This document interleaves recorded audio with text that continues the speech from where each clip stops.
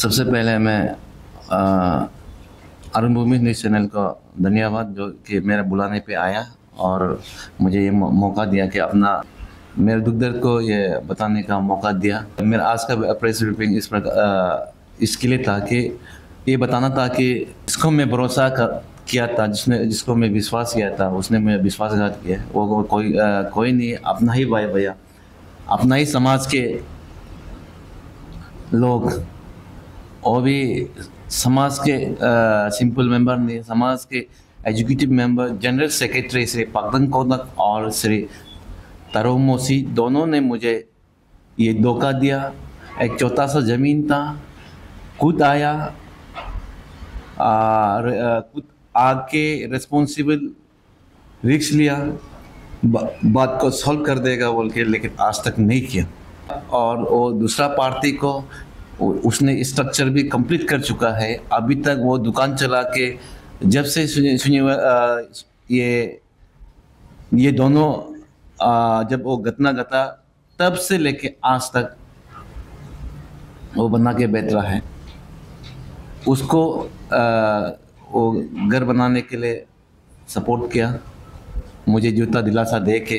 तो ये घटना इस प्रकार का है। तो शुरू में तो मेरा माँ 20-25 साल से वो एक ज़मीन छोटा सा ज़मीन था सेकेंड ब्रिज में का सामने में। तो उसमें मेरा माँ पहले बागान बनाता था, बागान और बाथरूम भी उसमें था स्ट्रक्चर। तो उस दौरान सोशल नालो ही था जो उसमें स्ट्रक्चर बनाने के बाद में सोशल नालो ही आया था कि स्ट्रक्चर बनाने के लिए। तो सोशल नालो और मेरे माँ के बीच में काफ़ी अनबन हुआ, काफ़ी आर्गूमेंट हुआ। तो बहुत साल के बाद में सोशल नालो भी सरेंडर हो गया और सोशल नालो भी हमें परमिट दिया कि मैं वो जितना सोशल नालो का स्ट्रक्चर बना हुआ है उसके बाद जितना भी ज़मीन बचा हुआ है तो उसको हमें बनाने के लिए उसने बोला। इसके बाद तो कोई क्लेम एंड ऑब्जेक्शन वहाँ था ही नहीं कोई भी। लेकिन जब 2017 में जब हाईवे आया तो उस दौरान 17 के दौरान जब लैंड तो डाइवर्ट हुआ, यागोंजिलिंग ने उसमें मेरा ऑक्युपाई ज़मीन को उसमें पोस्ट डालने की कोशिश की, डाला था। तो उसको मैं निकाल के यागोंजिलिंग का उसमें रख दिया था। तो इसके बाद भी 1 साल के बाद तो वो भी कोई क्लेम किया नहीं, कुछ भी बोला नहीं है। फिर बाद में 1 साल के बाद 2019 के अराउंड उसने तगम लेरेक को साथ मिला के फिर स्ट्रक्चर बनाना शुरू किया। तो उस दौरान काफ़ी आर्गूमेंट हुआ और इसके बाद हमने डिस्ट्रिक्ट मजिस्ट्रेट को ये कंप्लेंट लेटर दिया। तो उसी चलते डिस्ट्रिक्ट मजिस्ट्रेट ने दो बार ऐसा 100 कोर्स नोटिस दिया।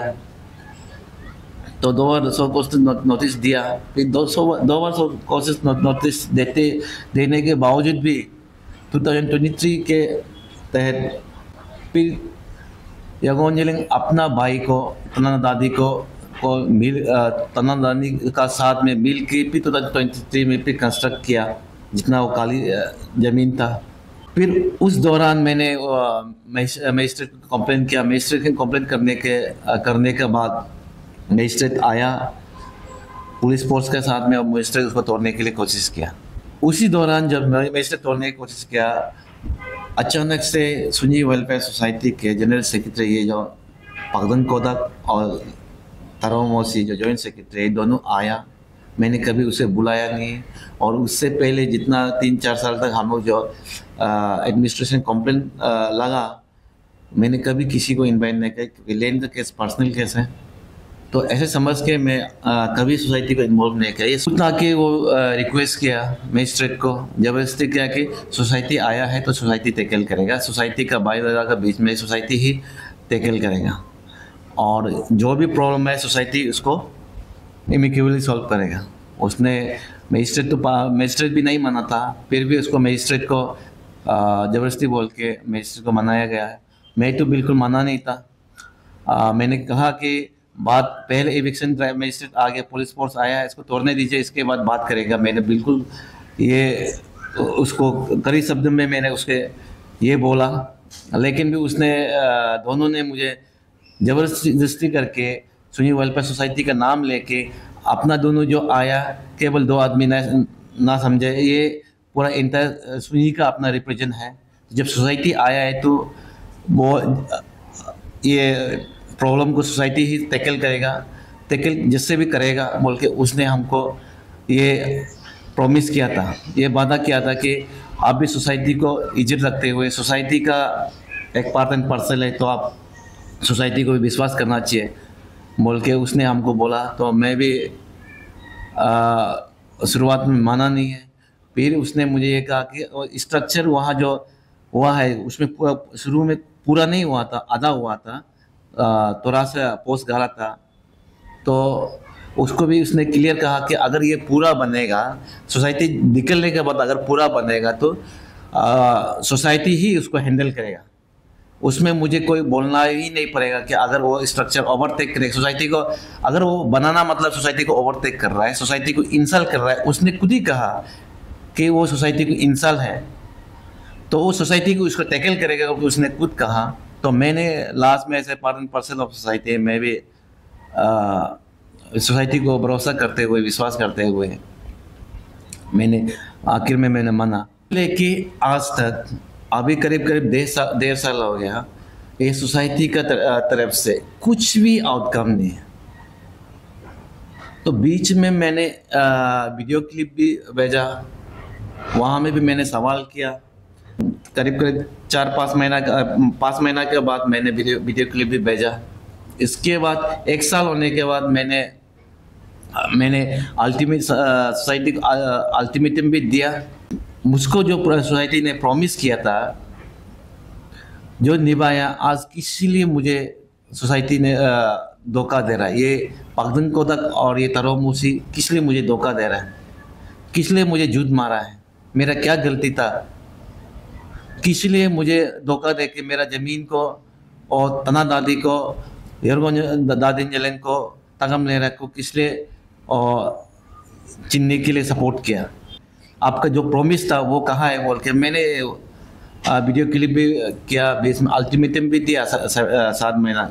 1 साल वीडियो क्लिप देने के बाद 1 साल के बाद मैंने एक अल्टीमेटम भी दिया, लेकिन अल्टीमेटम में भी कुछ रेस्पॉन्स नहीं है, कुछ भी आउटकम नहीं है।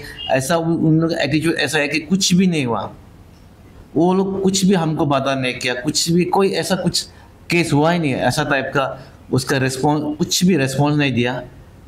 अल्टीमेटम देने के बाद फिर अल्टीमेटम देते समय में फिर हमको ये एक आया कि थोड़ा सा और समय दो, वो भी मेरा एक भैया ने कहा।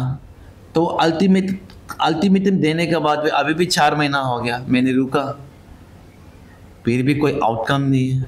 मेरा सवाल ये है कि समाज किस लिए बनाता है, समाज किस लिए किसी को पार्शलिटी के लिए बनाता है क्या, किसी को धोखा देने के लिए बनाता है क्या समाज?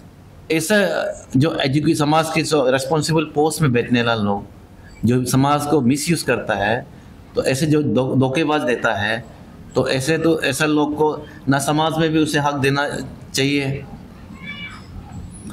और जितना भी समाज के एजुकेटेड मेंबर है जो अभी साइलेंस बैठा हुआ है, तो बहुत दुख है। इतना मैंने व्हाट्सएप ग्रुप में भी पूरा ये मेरा मैटर को पूरा दिया, अल्टीमेटम भी दिया, फिर भी सुन्नी समाज में इतना बड़ा बड़ा लोग हैं, जैसा कि हमारा चीफ पैट्रन अपा तपेन सिगिया है, पैट्रन हमारा तन्यासो की है, हमारा चीफ एडवाइजर न्यापुंग कोन्या है, ऐसा हम प्रेसिडेंट हम लोग पुरसा लोते हैं, हमारा कबंग चेयरमैन मुकेश कोदक है। तो ऐसा बहुत बड़ा बड़ा सोसाइटी हमारा सोसाइटी में बड़ा बड़ा लोग है, लेकिन उन लोग भी कभी ये कोशिश नहीं किया।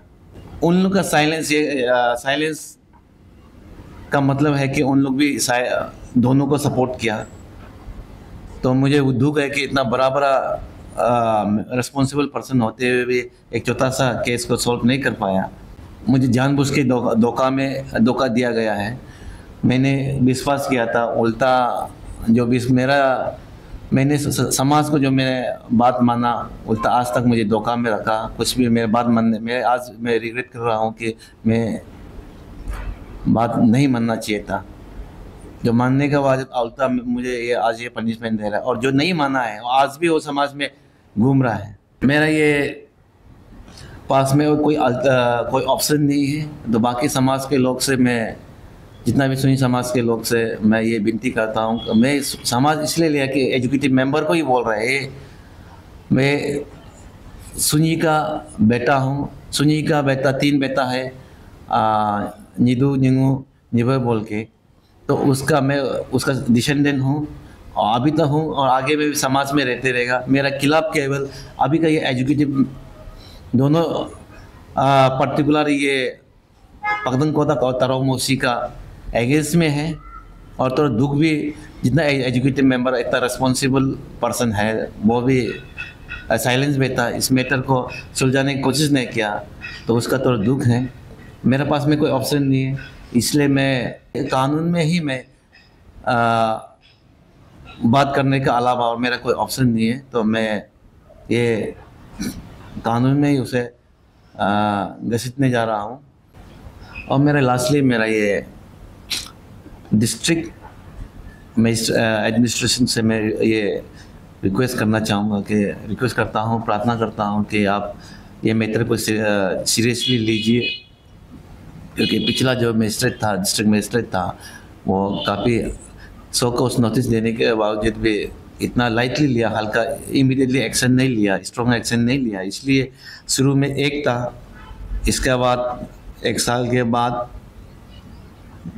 2 हो गया, इसके बाद 3 हो गया। तो ये सब कुछ नोटिस के बाद इमीडिएटली एक्शन, स्ट्रॉन्ग एक्शन नहीं लेने की वजह से, लाइटली लेने की वजह से आज का ये बहुत बड़ा नौबत आया।